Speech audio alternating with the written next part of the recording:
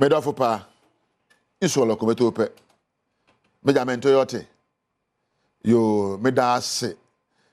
wodi wafide na ato Adom TV ya wapa mre ene beto na montuo wo nkwanhye dwumadi so woni mede na da edi amnye so ne apostle doctor Nita Kutego meda papa oyi wadon ipaji wele ene de so ye kosoa aka the lessons I learned from God. One will say so bi koto kai anati ase nam na tai eni ase a ka don't mean twi mfa kwan so obi koto kai one taxi tro private car se tai one koba sa de friend no eni ase a don't mean twi car no se car no ye emuno empo engineer correct se battery shemu na one fata ya nhyase a ontimi entwi car no ena potoka say the tie miss the road. The tie na enam kwan so na ma etwa no ho na car na adwuma onipa so na etie ya brabo ye die ejina yankopon hyehyɛ so enyina busua bi so enyina oman economy bi so. God's method for a great life is found on the tongue of the individual. God's main method for a great and successful life is found on your tongue.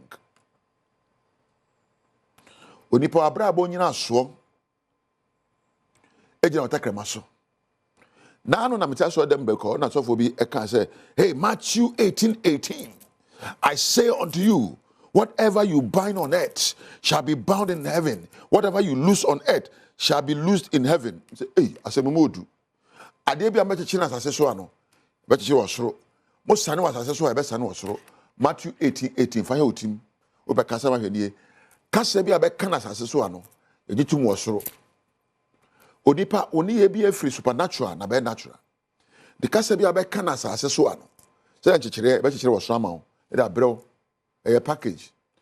enti wano kasa ena ye wabrabo mo tie eno na mabrabo mu so for na kan asem na tomasim ye what I say unto you, I say no on make us no. Whatever you bind on earth, niteko bind. Na be say I bind Satan, bind Satan. Bind one kasa wano kasa enye. Obo ko say I bind my husband, jai sa kasa no. Bind one kasa seku any seven samfuna ya epu ano eba no. Bind atete ne abufuo nsam ne anwinwi nsam a egu adwen proso no. Bind it. It was whatever I lose on earth. I did mesana babo ye sana mame and sane sika ye sane ye pe sika ne anya.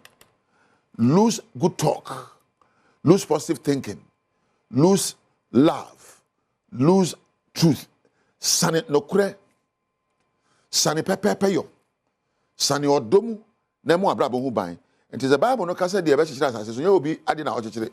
Ibo no akwa sori be chechire bonsam be chechire ohia o chechire na kwa enya dwuma ne chechire ne gina wan kasa won sem a woka so ensem bi wa ensem fata a wotaka anie bi wa ensem fata wo na ese o chechire na chechire wo so ye kotu got mawo na san ensem wo ye fata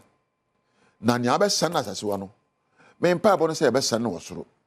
ene dey nyehunu say your words will always shape your world. Wano kasa na be kire wa brabo susuaso. Your words, whatever words you use shall be given to you from heaven, and it shall come to become a fruit that you will pluck. And same ya be kana asase so ano ye be hira so afisoro na ye de ama ogidi wonyini ya wo de se wo aba me de me gidi enti na pa bia me sori a me kan sempa a ni te kwa hofe ni te ko yede wura ni te ko nkunim de wura mabusua me nkunim me manyina nkwaso me ka sensem we woni amina adwuma nyina nkwaso obi aho ye fe obi aho dimu na me ka sa no a afi na se de ahyema furu ma me ka bufu asem me ka yoro wasem de ma me ka sa edne achia na muye empo ebubu a betimi asore agina se na nompe no nya honam no sa na me ka no ena de ma me na wase se ade bi a be bande wo abrabom ne no ye mbane wo so ne fa nkotu gotem ne pum na ade bi a be lusu asase so ano onyame lusu ma na abrabo enye yedie wawade mu usika semu apomodin no me sane nkwa me sane odo me sane yedie me sane kasapa na adwempa egu abrabo so ma menya ha na me fa nkra ma na me nkochia me production team Richmond Weber Mark Weber Kampedu ene ema na ka ho Sarah ne Empo Priscilla na me nchia Adom TV adwumakuofo nyinara wo so masene adwumadie ba ho badwam adwumadie adwumadie achi enya fire ne mfiri ha me de onyame eja